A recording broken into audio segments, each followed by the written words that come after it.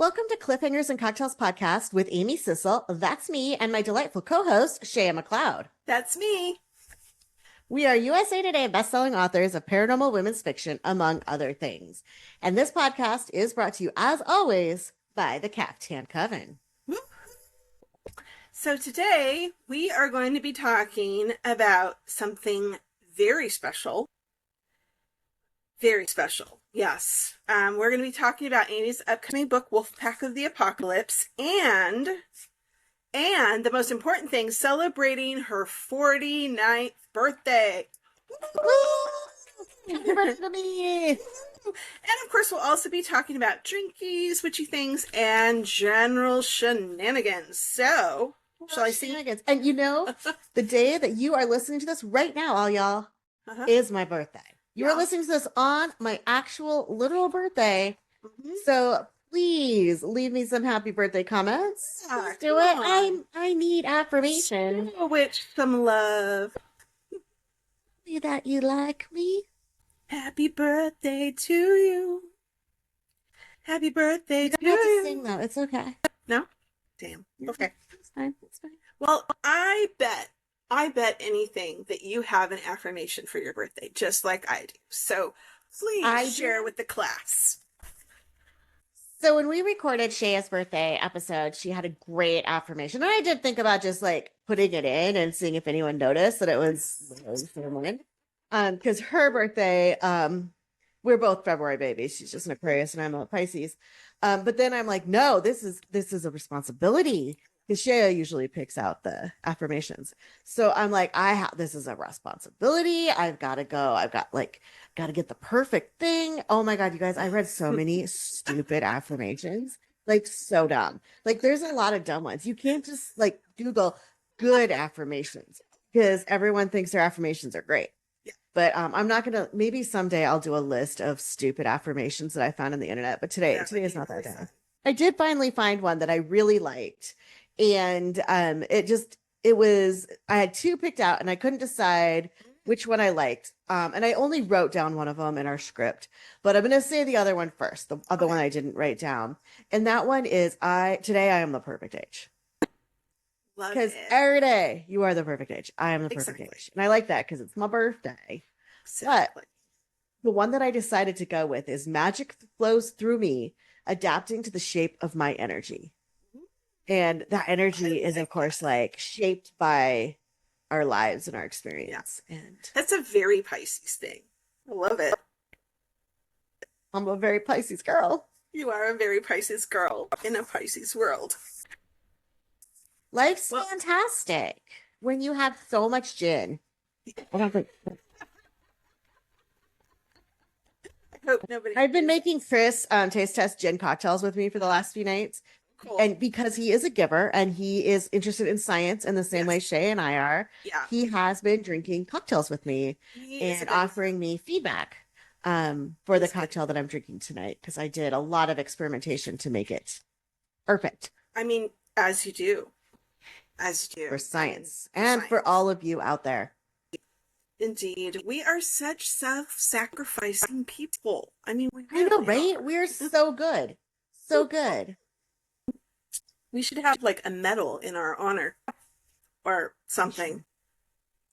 Oh, anyway, yeah. So magic flows through me. It flows through all of us, adapting to the shape of our energy. And what's important, I think, is to kind of go with that flow. Mm-hmm. I am very Pisces. And don't try to fight the energy wrapping itself around you because it is like, you know how like cats are neither solids nor liquids? Like they can fit into any shape. Like, what other things can plasma? Yeah. We're all plasmas, I guess. Is that right? Yes. Well, we're all energy. Yeah. But like we take up the shape that we're allowed or the space that we allow ourselves to take up. Yeah. It is very and the magic is the energy that can adapt that with us. So don't fight it. Yeah. And if you shrink yourself, that shrinks with you. So if you let yourself expand into your whole self, then it expands with you. It's so important to not make yourself small for other people. I mean, there's certain situations when it's absolutely the appropriate thing to do. Sure. If it's, if you're in one of those situations, you know what I'm talking about. But overall, don't make yourself small for other people. Yeah. Take up your space. So much space that my arms have disappeared into the ether. Oh, see, mine don't disappear because I have solid blue on. So maybe that's why. All right. So talk to me. You're a Pisces. I am a Pisces. You are a Pisces, which is different than Aquarius because even though we're both in February, the first half is Aquarius, the second half is Pisces. So tell me about your Pisces power. Like, yay. Okay, I will do that. And Okay. again, I have to tell you that one of the best parts about this job is I spent so long the last like week getting my birth chart done and making sure like doing research and Awesome. and this is like my job. Yeah. Was to read a lot about Pisces. Uh-huh. So and some of the stuff I already knew, and some of it was me just diving a little bit deeper. I'm a Pisces with a Taurus moon and Sagittarius ascending, and I knew that was stuff I knew, but I didn't know all about my houses, and I'm not like astrology isn't my area of expertise, so I honestly, for the most part, can't tell you what's going on in my houses. Except Neptune is like they're doing some shit. I don't know stuff. Neptune is my. Well, that's my planet.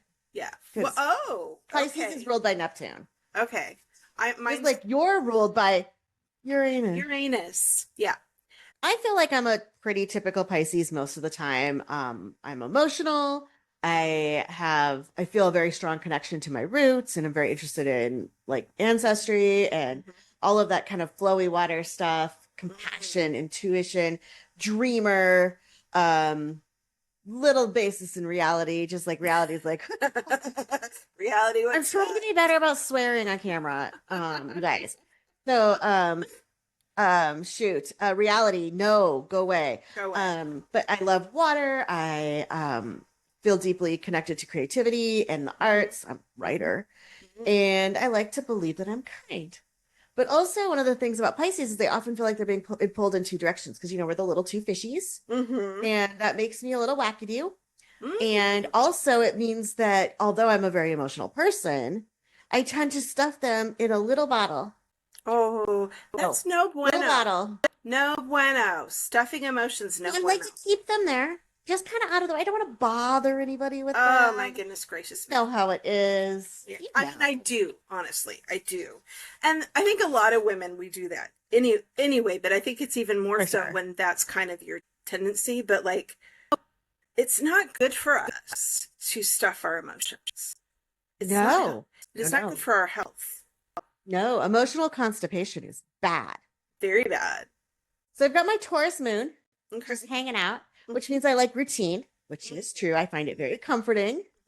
It also means that I very closely link my emotional well-being to my work, my health, and my habits. Instead of like having it bubble up from within, I link it very strongly to these other aspects of my life. So like, I don't feel like everything is okay unless I'm excelling in the places where I put the importance. So like when I had a day job, I tried to be one of those people who was a quiet quitter, who's just like doing the bare minimum, but I'm not good at that because then I would feel so bad about myself, even though I was clearly doing more than like a lot of the middle-aged white men who were there. Yeah. Oh, yeah. But I link my emotional well-being so closely with these other aspects. So like I used to be a long distance runner and now I'm not for a number of reasons, but my emotions are still linked to that perception of being that long distance. Because that's who I was, and that made me feel good. And now it's not there, so now I feel less good.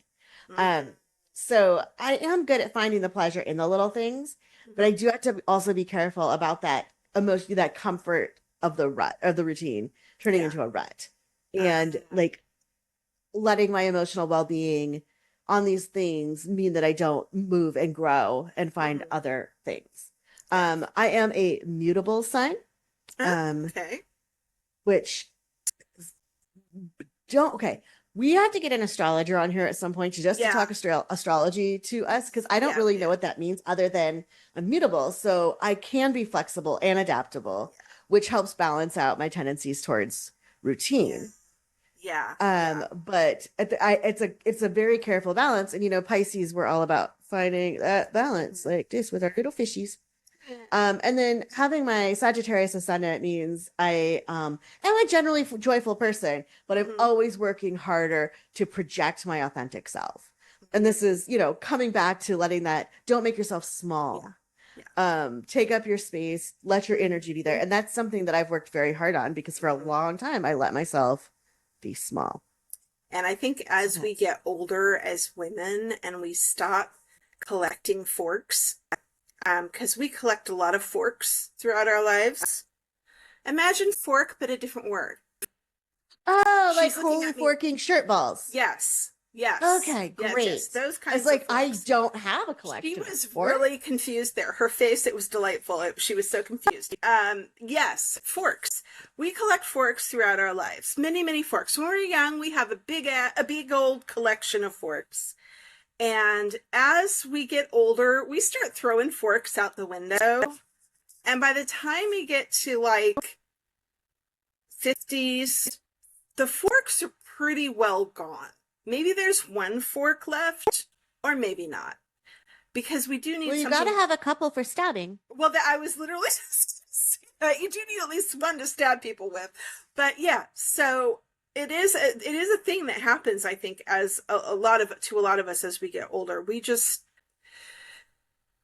have any silverware forks. drawer gets empty. It is, and we start taking up space in the world, and people start going. So I mentioned also, like, I don't have a lot of forks left. Yeah. I'm all, like, okay, the fork thing really threw me for a loop. I was not ready for fork. I appreciate your dedication to us swearing less on camera. I'm trying really, really hard because we all know that I swear like a longshoreman. And I don't usually. I'm a very prim and proper. Yes. Never said a bad word, kind of. That's so true. So houses, where I keep my forks, maybe.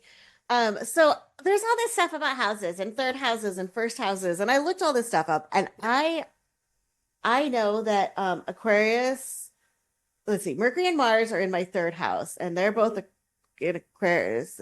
Neptune and Sagittarius is in my first house. I don't know what any of this means. But I'm curious about it because that's what it says. I am is curious. If I remember, the first house is like your authentic self, or something like that. What is your first house? I'm gonna ask the Google. I could have done that instead of just coming on here and saying I don't know what I'm talking about. It represents the self, the physical body, the personality, and the outward appearance, acting as a filter for how you experience life and how the world sees you. So it's basically that's exciting. Yeah, it signifies your moment of birth and the beginning of life's journey. And so it's your first impression in a way that you give to the world. Neptune in Sagittarius is my first house, which means my sense of identity and self-perception are deeply influenced by my dreams and ideals. Mm-hmm. So it's a Sagittarius Neptune because Neptune was in Sagittarius when I'm a visionary and I like to explore and learn and be curious. Mm-hmm. And I'm optimistic and I'm willing to embrace the unknown, but also I'm stuck in a rut sometimes. So I don't know. But like when I looked through all of my houses, it was like, you're curious, you like to learn, you like both stability and travel. So like I am really kind of this dual, like I'm not a Gemini. Right. But I've got this dual kind of balancing nature. I'm a water sign. So I have all that intuition and empathy and understanding. But I am also a navel gazer, which is probably why I spend 7 hours looking at my birth chart. And I'm an emotional powerhouse, but I bottle that shiz up so I don't have to share it with anybody. I need to get my feels out. We are very similar in that way because I've got all those Aquarian things of, the buffering, Yes. because, deep thoughts and esoteric whatsis. But then I've also got my moon is in Leo. So there's this part of me that even though I'm an introvert technically, there's this part of me that like loves being seen, that wants fabulousness and you know, wants to be out there and be like, whoa. I think a lot of us have this duality, and we think that that's like, we fight it instead of embracing it. And Yes. because that's what makes us complicated and interesting. One of the things that it suggested, that I read that it was suggesting for getting all of that emotional stoppage out, was journaling or some kind of artistic expression like collage, and which that's not really my thing. And but I'm hoping writing counts as both journaling and artistic expression. But it also said talking to others about wow. it Mind blown. could work. But I'm pretty sure that was just made up. Like, that's pure silliness. That is not a thing, right? That's nonsense, right? I'm sure that won't work. Dear people, Thank you. in the listening land, talking to people is good. Does not work. A therapist, okay? Just saying. Okay. She is saying it doesn't work, and she is backing me up on this. Because I literally see a counselor every month. Sometimes I don't have anything much to say, and then sometimes I do. Well, I mean, I used to, but now I don't. It's probably a lot harder. Yeah, because I moved countries and I haven't set up my full care teams and stuff yet. Yes, but, friends you can talk to. You have that. Well, fine. What am I, pate? But you know, ground liver. I know what pate is. Just in case. I mean, you have like that husband person. You know, I do have a husband person, and he is a delight. So you know, there you go. Yeah. You have people. There are people. And then you can always stab people, fictionally speaking. To be clear. Right, you know, of course. Books. Fictionally. In books. I'm a writer. Yes. Not a stabber. Not a real life stabber, just stabby in books. Correct. Yes. So there we go. In Shaya's birthday episode, we did talk a lot about the birthstone and the flowers and all of those things. Mm-hmm. And I am very much pro amethyst, which is my birthstone. I have my rhyolite and amethyst bracelets. Love it. I know Shaya said that violets and primroses were the flowers. And then another source I saw said violets and purple irises. Oh, really? So I like irises better than primroses. So I'm writing that one down. I love it. But then I also read a factoid that was like facts about February babies. And one of them was February babies tend to be taller. Like, I don't know if that pleases me because I'm not tall, or pleases me because what if I'd been shorter if I'd been born in March? I mean, maybe. Can you imagine being even shorter? Like, I can. I'm taller than my mom. And her older sister. Oh, wow. I'm not very tall. But I am over 5 feet tall. Yeah. Which is, I'm 5'2". I am a giant.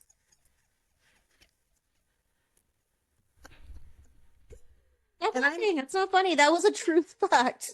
I am a giant. I am 5'5", so I'm gianter.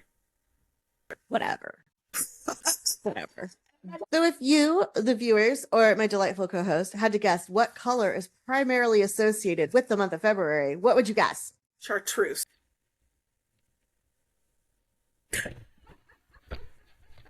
I actually wrote the word in the script, so this shouldn't be like a big gotcha question.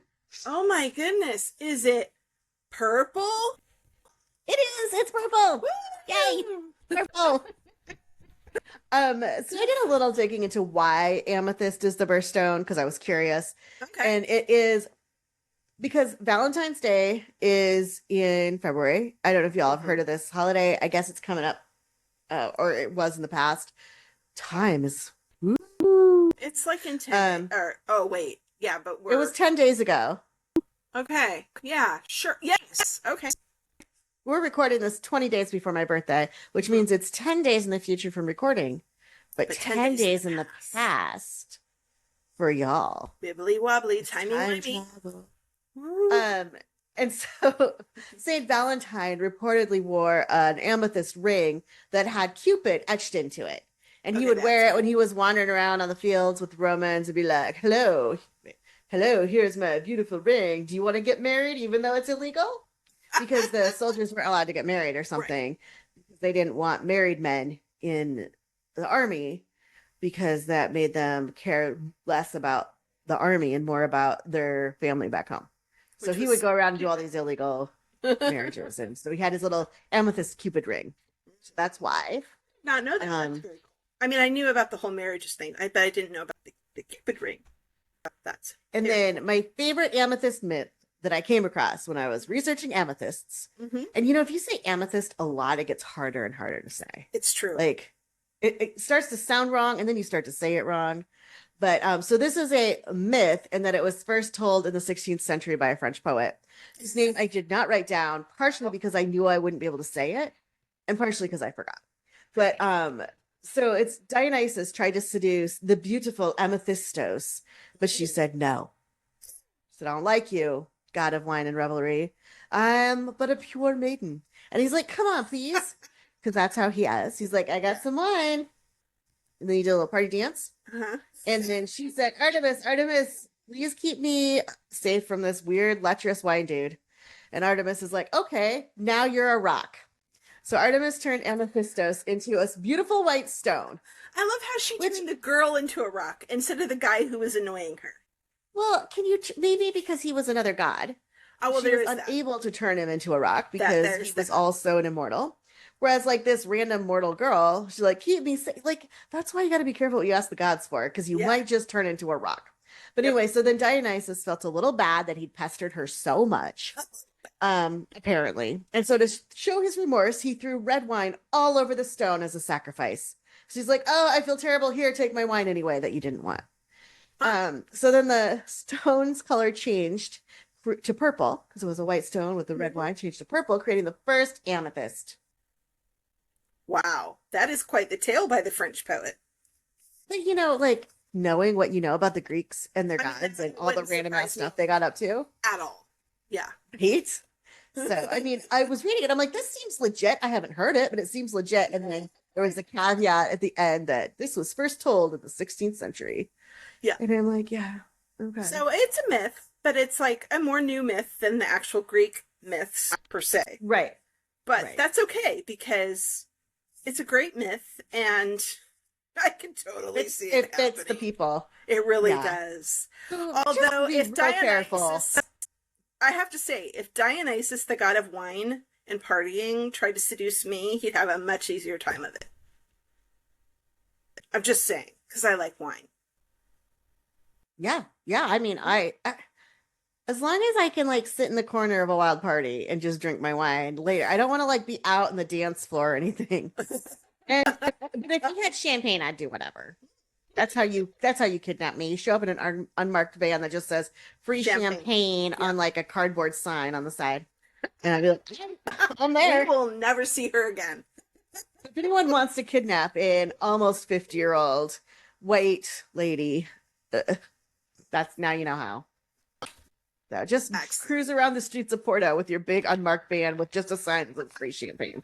So now we're moving on to a topic that is near and dear to both our hearts.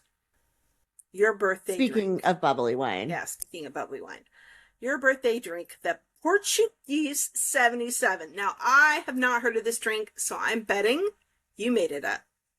I did make it up. And the one that I have right now isn't quite a Portuguese 77 because I had a little bit of a sourcing problem with the Portuguese gin that I wanted, which is a bummer because it's a great gin, local distillery, and they had some flooding. And so they had to move out of the distillery for a while. And I was not fast enough on the ball to find out where I could get some gin from before we recorded tonight. All right.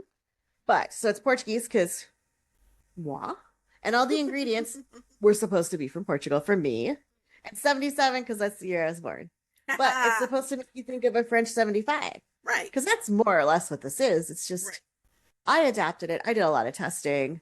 I tried 3 different gins, different like measures of ingredients. I've been watching a lot of cocktail YouTube channels, cocktails with, I don't know, this Kevin Cause Cocktail Hour or something. And Okay. he does in a lot of his cocktails, does a little saline, couple of droppers of saline for his cocktails, which Mhm. like just like in cooking will help balance the sweetness and the tartness and all that. And Wow. Okay. um this cocktail that I Mhm. made tonight does not Mhm. have the saline in it. Yeah, I forgot to put the Um saline in mine too. and I didn't on purpose because I was testing this out last night as well. Mm. So, I have a notebook, you guys. I was measuring stuff, like Wow. with measuring things, and And only not a with little bit not was just measured. with your heart, but also Mostly with measuring, only a little bit. mm, that's Um, amazing. I know, So, because this is my cocktail that I made for me for my birthday. so you said that the energy of the drink is almost the same as my birthday drink. Yay, Jen. Yes. So tell us about the energy and the Well, it's very much protection, renewal, love, luck, celebration. And then we have the added divination. And because cherries are just like cherries are spring and they make people think of love and happiness and mm-hmm. rebirth and renewal because they're one of the Mm-hmm. first trees that blooms in the spring. Yeah. Um, the cherry tree was sacred to Aphrodite, who probably also was bothered by Dionysus at one point. Probably. They're probably like brother and sister. I'm sure everybody's related. They're all related. It was also believed that yeah. eating cherries could bestow the gift of prophecy, and cherry wood could be used to make divining rods. And then in Japanese folklore, the cherry blossom is a metaphor for the transience of life, just because seize the day, because tomorrow you might be dead. I was been watching Buffy. Um, and so it's a reminder to cherish all those moments. And in a lot of different places in Europe, the cherry tree is believed to have protective powers. Planting a cherry tree near one's home will protect against thunderstorms and other natural disasters. Carrying a cherry stone in one's pocket can bring good luck. So there's like all this fun stuff about cherries. And so Yeah. I made my own cocktail cherries. Oh yeah. And they're so good, you guys. So good. So for this cocktail, I have 2 ounces of gin. I'm currently this has Hendrix. That's what I decided to go with. With my testing, I tested 3 different gins. Okay. Because I just wanted to make sure, you guys, that I was giving you the best recommendation. I mean, science. Yeah. An ounce of the cherry, I guess it's cherry syrup. I use the syrup for my homemade cocktail cherries for this. The juice of half a lemon, and my lemons are from the Azores. The cherries are from Portugal as well. Nice. And then Espumante, which is basically sparkling wine from Portugal. Espumante. I keep wanting to make that extra syllable on the end. Right. Because that's what you would do in Spanish, but it's Espumante. Right. Espumante. So you make it like a French 75. You combine your gin, your syrup, your lemon juice, you shake it with ice. You shake it till your hands are very cold. And then you strain it into a coupe or a Nick and Nora glass and top with the Espumante. And then I garnished mine with this citrus wrapped cherry. I don't want to drip. Ooh, very fancy. And that was Chris's idea, so I want to make sure that I give him the credit for that. And our drinks are a little bit different color. Mine is pinker, I think, brighter. And mine is quite red here. Now that could be because you made your own cherries and syrup. I have some Luxardo cherries from Italy. But I didn't want to use all of the syrup from them because we use them quite a lot. So I didn't want to use it up. And I happen to have some tart cherry juice, which is very dark red. And it had been open for a bit. So I'm like, I need to use this up. So I ended up making a syrup out of it. Like, simmering it on the stove with some sugar. I added some Luxardo liqueur to give it a little bit of that maraschino flavor. And so that's what I used. And that's probably why it's so dark red, because tart cherry juice is really dark red. Very red. Yeah, for sure. So, I mean, we've talked about all of these ingredients in the past, I think, and what they what their energy. But gin has got that purification, that protection, that healing. And lemon has a lot of those same energies. The banishing of negative energies, the espumante, the sparkling wine is love and celebration. I did read that because of its volatile nature, you need to be very careful when using it with cocktail magic. because it is very volatile and it can introduce kind of an energy of, well, kind of unstable energy if you're not careful with that. Yeah. And then my cherries. So this is where it got interesting because I used the cherries and the cherry juice and I made my syrup. Yes. So in addition to different things that the botanicals of the gin will bring in, you have all the different ingredients that came into my cherry syrup. And I made it with scotch and cinnamon and cloves and vanilla and lemon and orange. Nice. And so cherries are what we already talked about: love, divination, renewal, protection, luck. And then the scotch is like healing, protection, divination. Cinnamon, healing, prosperity, protection. Cloves, protection, prosperity, purification. Vanilla, love, comfort, renewal. And then lemon and orange. And so all of this stuff combined together is really pulling in that protection, that purification, the healing, and that divination energy.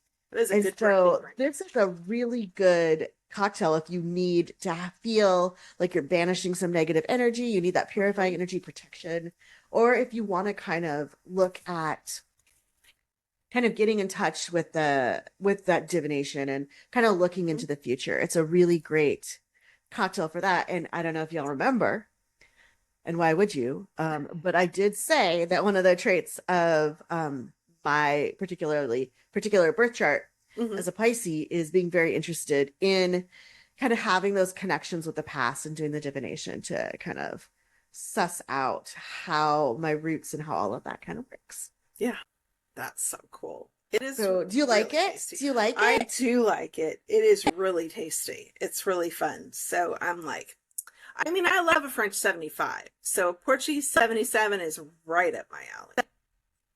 And when you come to Portugal, I'll make you Portuguese 77 with all Portugal ingredients. That would be so cool. I can't wait. I can't wait. Well, because like the cherries and the lemons, they came from my country. Nice. And they're all like fresh and stuff. The cherries it's still pretty early for cherries, so yeah. Fresh and stuff, but lemons 100%.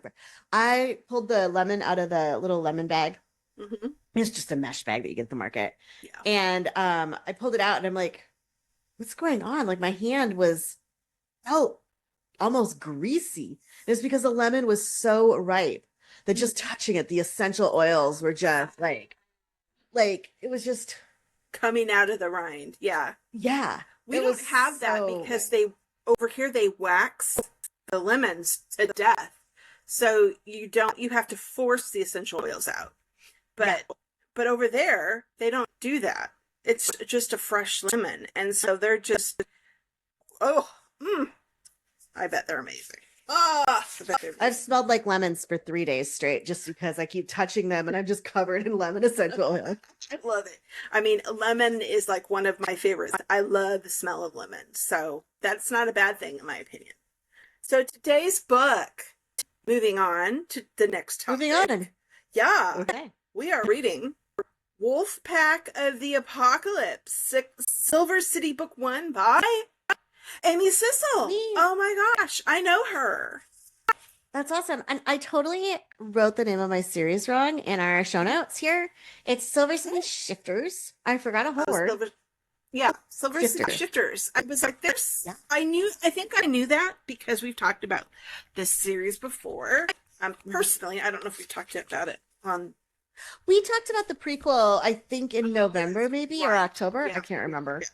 So I'm like, something is wrong here, but I couldn't quite place it. So I'll read the blurb here. A fey princess just entered the world, and I feel fine. It's been a lifetime since I last saw my ex. Imagine my surprise when he reappeared only to challenge my mate, the alpha of the Black Hills Pack.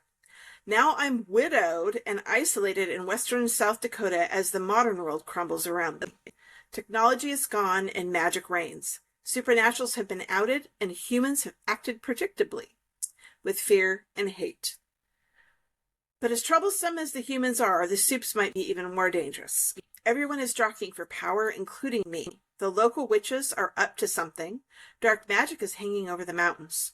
Humans are hunting my pack like the animals they believe we are, and I'm fighting to the death more days than not, answering challenges to the alpha position I claimed. when my makeup. Ooh, ooh, ooh. I haven't quite finished writing the book yet, and now I'm like, oh shoot, I should be reading this blurb every day. You should be. So I remember what I'm promising people. I mean, that's like, this is cool. Like, there's a apocalyptic magic thingamajig. I'm a very apocalyptic magic thingamajig kind of girl. I do love a good apocalypse, I must say, and magical ones are the best. So tell us more about Wolfpack of the Apocalypse and what inspired the story. So this series is a spin-off of my Eleanor Morgan series, which was my first series that I published. And that I finished that series up in 2021. I ask because I don't know. Could be. Who knows when like that got finished that up. That feels right. Sounds right. And I've really been wanting to get back into that world. I loved Eleanor Morgan. She was my first main character for any book I published. I spent a lot of years with her because I started writing the Cardinal Gate, which is the first one in that series, in 2012 or 2013. And if the last book in the series was published in 2021, potentially, that's a long time to spend with a character. And so I always knew when that series ended that I wanted to come back and tell some of the other stories, because Eleanor came out there and basically is like, hello, I bring you apocalypse. And there's all these lives that got touched by that and affected by that were bit parts in the books. And so when I was thinking about what I wanted to do, one of the characters, Rebecca Jensen, who is the main character of this series, met Eleanor in the first book of that series in the Black Hills of South Dakota. Okay. And so I'm from South Dakota. I grew up there. I stayed there until I graduated from university. And the Black Hills, I didn't live in the Black Hills, but my dad's family was all from there. So we spent a lot of time out there. And it was just always kind of that place where you go and you're like, this is my home. Yeah. And so I have a lot of places in my life now that I feel that way about, but the Black Hills of South Dakota was the first place to me that felt like home. Nice. And so I have a friend who lives there now from college, one of my best friends.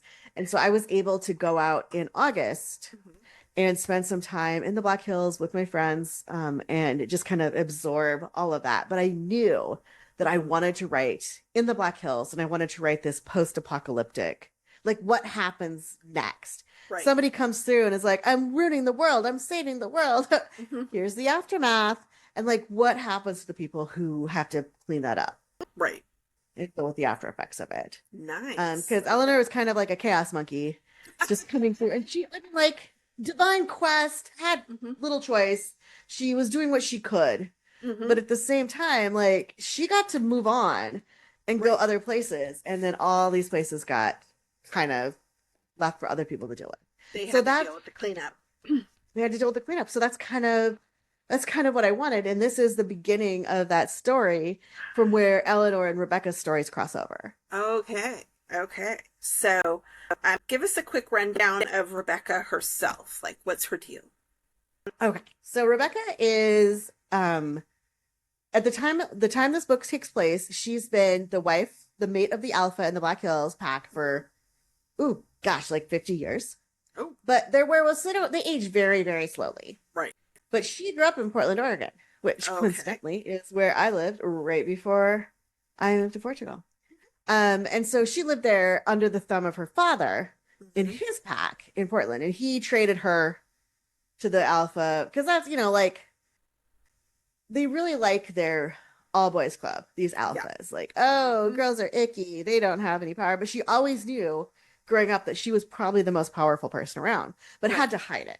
Yeah. Because maybe she could defeat one or two people, but she couldn't defeat a whole pack. Right. So she's finally at this point, she's in her 70s maybe, but she looks like she's in her 20s. Because, metabolism and aging, stuff, shifters, blah. And so she's there and she is getting pretty fed up with things. And she's been slowly, like, squirreling away. Her fork drawer got overturned. Yeah, Yeah. completely. No more forks. And so she's preparing herself to get the F out. She's been squirreling away money and like just preparing for when she leaves. And then the closer it gets to that, the more she's like, I don't know if I can leave people with this guy, this Greg, this Nate, because he's not actually great. He's not actually great. He's a misogynist. He's a drunkard. He likes to surround himself by yes men, not yes women. Misogynist, remember? And if anybody in the pack seems like they're getting too powerful, they suddenly and mysteriously disappear. Oh. They go get transferred to other packs or whatever. Right. Okay. I hope everyone could hear my air quotes. Yeah. So she's like, she's kind of at this moment when we walk into the story, we're at this moment like, what is she going to do? Is she going to stay? Is she going to leave? Like, how is she going to leave? What is she willing to do to leave behind? Like, where is that? And then she meets Eleanor and it just totally upends her whole world. Cool. And then obviously from the blurb, you can tell that her alpha husband dies. Right. And she's widowed. It's in the blurb. Which doesn't sound like she would be really super upset about that. I think her period of mourning was very small. So, if the series was picked up for television, what actor would you want to play Rebecca?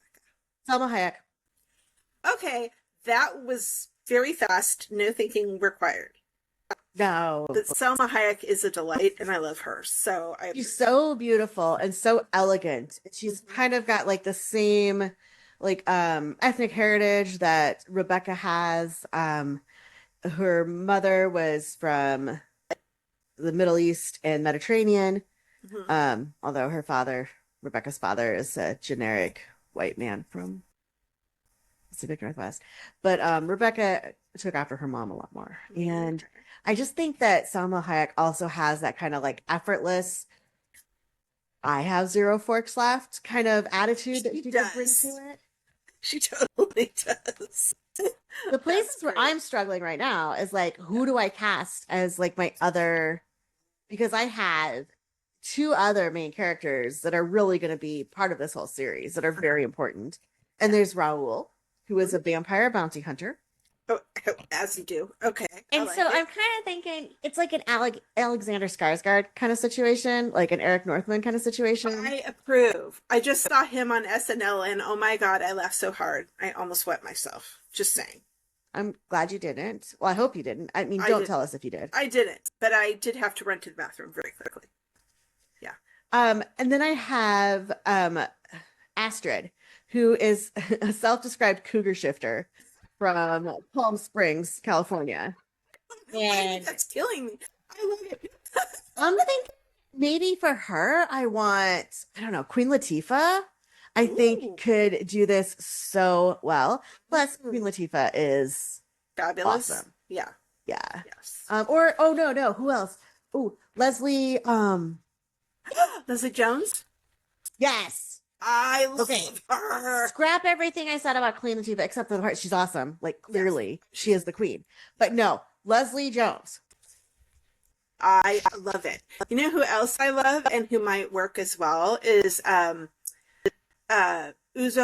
I might make her. I'm going to try and pronounce this as best I can. Uzo Aduba, who and she recently did that mystery series where it's in the White House.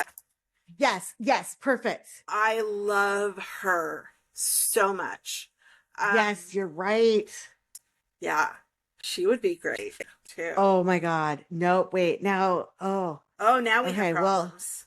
Well, now I will just have to do a new character. Right. Maybe it's a trio. I love her. She's just got so much presence. Well, I mean, they all do. Leslie Jones, Queen Latifah, they've all got such presence. They've got humor, but they're also kind of badass, and they're just smart women. Maybe you need a trio of career shifters. Well, listen, my book is due to my editors pretty soon. Well, at least at this point, there is one cougar shifter. Okay. But I mean, and who's kind of another chaos monkey.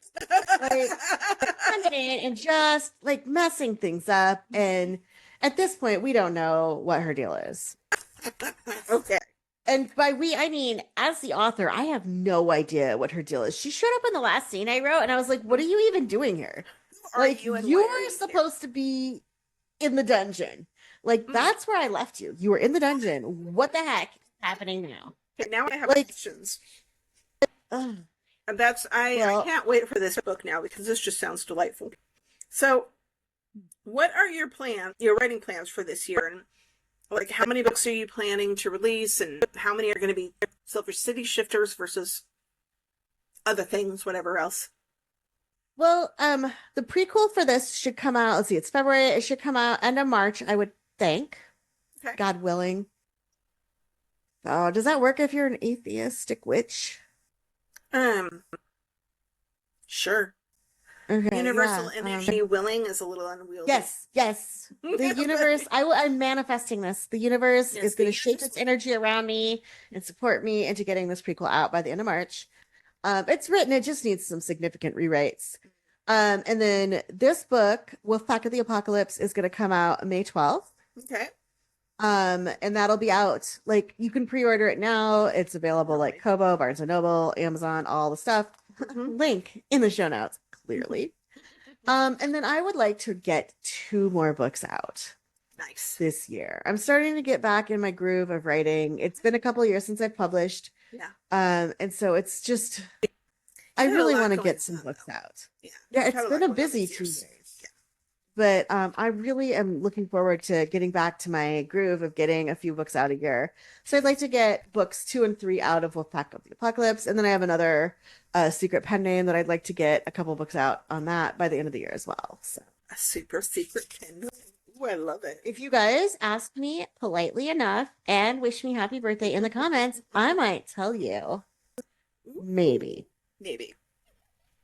Well, we will definitely leave the links to find the book and to find Amy in the show notes so that you can pre-order Wolfpack of the Apocalypse. I personally am very excited because it sounds great.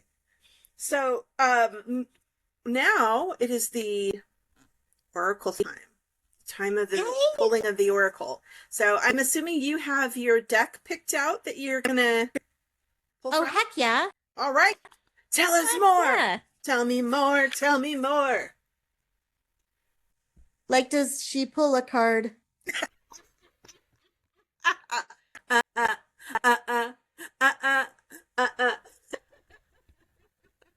Ooh, Norse goddess rune oracle. Ooh, I like that art. That is pretty. It is so cool. Say divine feminine perspectives on the elder Futhark. Ooh.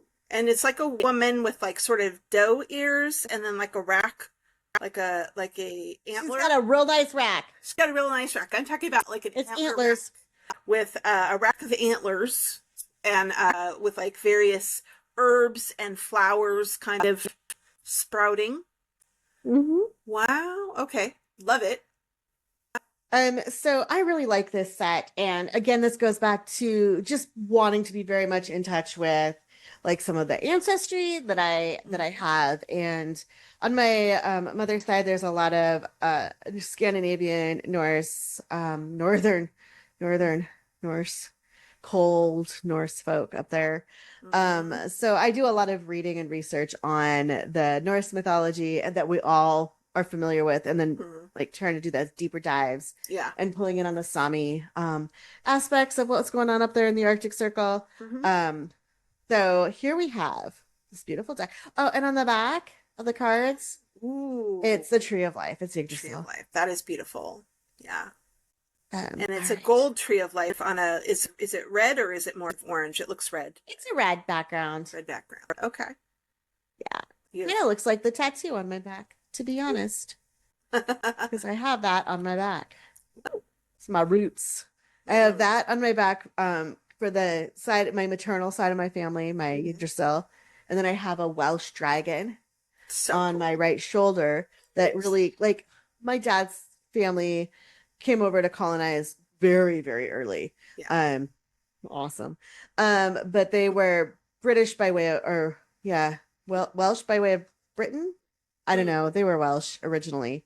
So that is so diluted, obviously. I'm not Welsh, but in my heritage there is some Welsh. And in my heritage there's quite a bit of Scandinavian. Nice.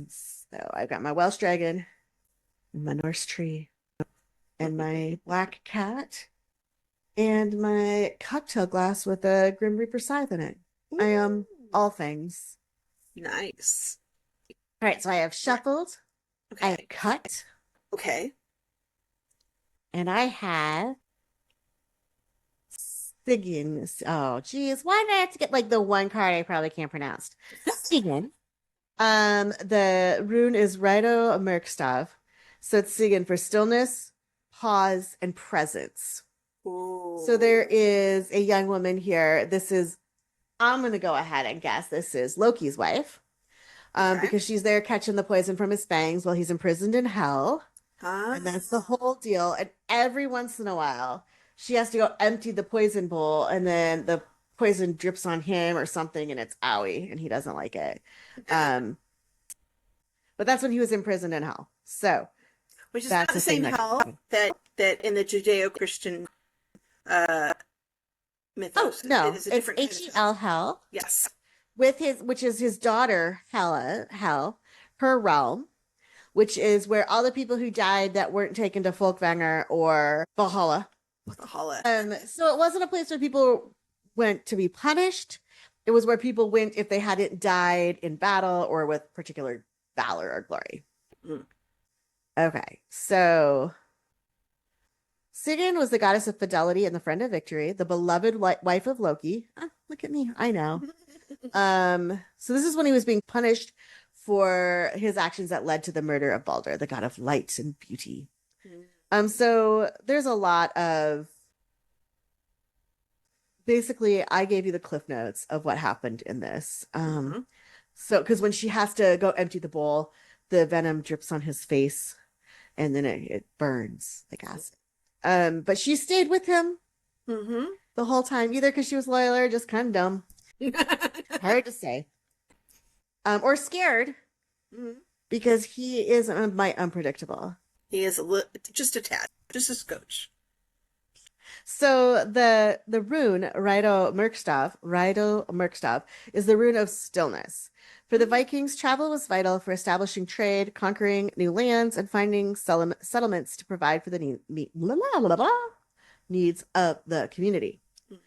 When they were not trading and raiding and colonizing, they resumed their day-to-day life as important community members such as smiths, farmers, and boat builders. This card reminds you to bring your attention back to the present.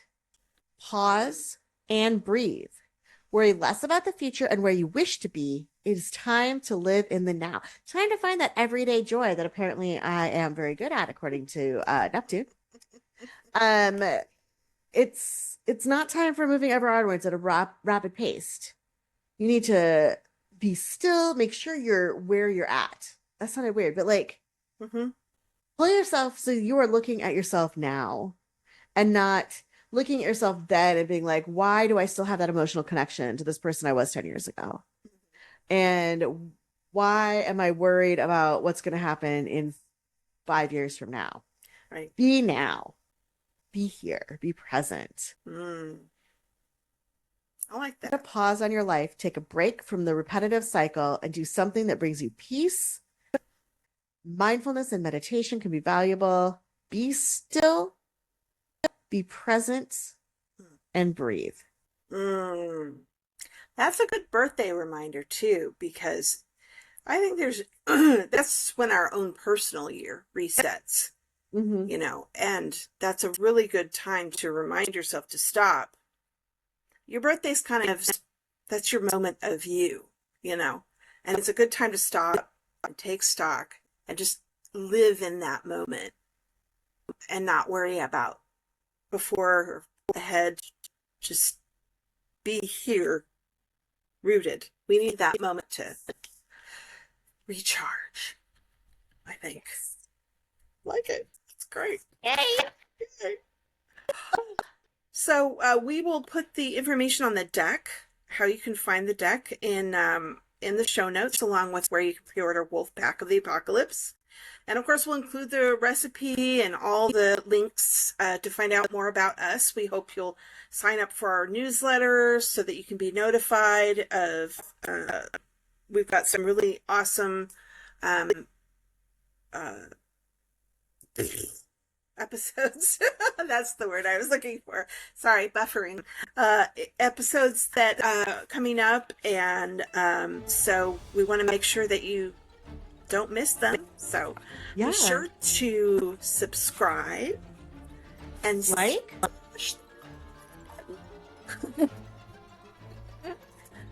Please share our podcast episodes or our YouTube videos with your friends, family, dogs, cats, grandmas, who would be part of that aforementioned family, likely. If you have questions for us, you can drop us a line on Instagram, DM us. I check that every couple days, so I will get back to you ASAPsies, which is a real word. If you have suggestions for authors or practitioners or cocktails, let me know. And if you want to be on our podcast and you are one of those things, a cocktail, an author, or a practitioner, feel free to reach out. We'd love to have you on our show. So yes, for sure. Thanks for joining us once again, and we will see you next time. Happy birthday. Bye. Bye.